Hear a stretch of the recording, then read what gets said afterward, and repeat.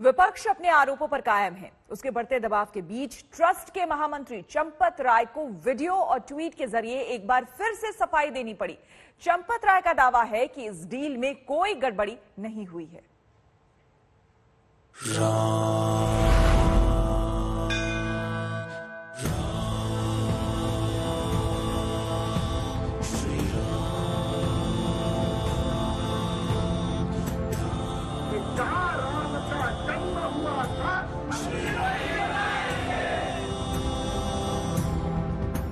पहले तारीख पर तारीख और अब विवाद पर विवाद।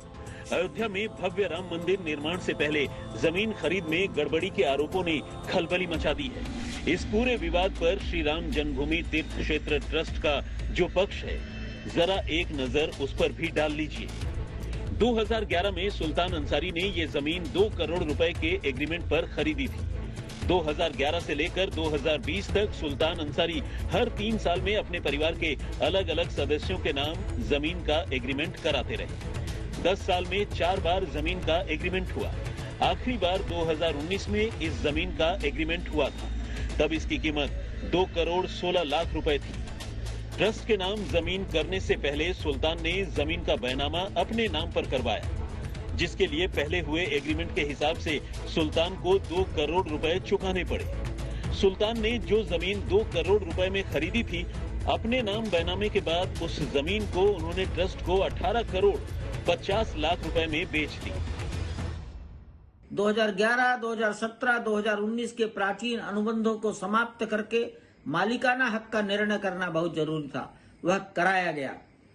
मालिकाना हक का निर्णय होते ही हमने तनिक भी देरी नहीं की।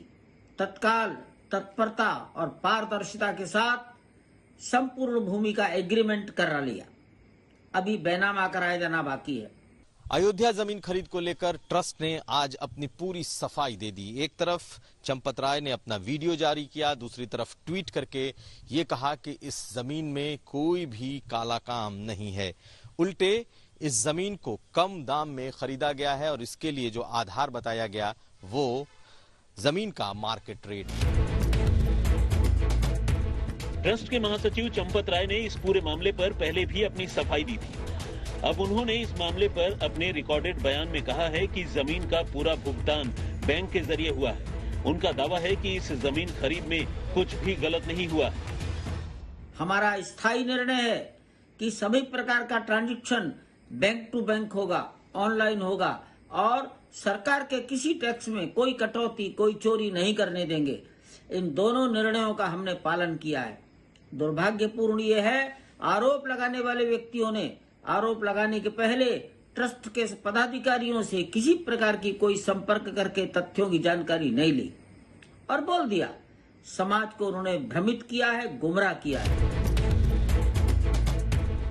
राम मंदिर के निर्माण में जुटे ट्रस्ट पर गंभीर आरोपों पर विश्व हिंदू परिषद भी नाराज है। संगठन के कार्यकारी अध्यक्ष आलोक कुमार ने आरोप लगाने वालों के खिलाफ मानहानि का दावा करने की हिदायत दी। हमने ट्रस्टियों को कहा है कि माफी पे मत छोड़ना, इसको इसकी परिणति तक पहुंचाना, मानहानि का दंड मिलना चाहिए। इसके बाद में ये विवाद और कहां तक जाएगा, ये निर्णय इन लोगों को करना।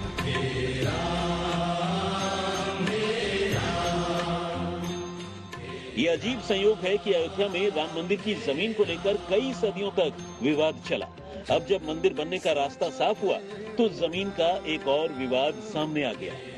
अयोध्या से समर्थ श्रीवास्तव और बनवीर सिंह के साथ हिमांशु मिश्रा, दिल्ली, आज तक।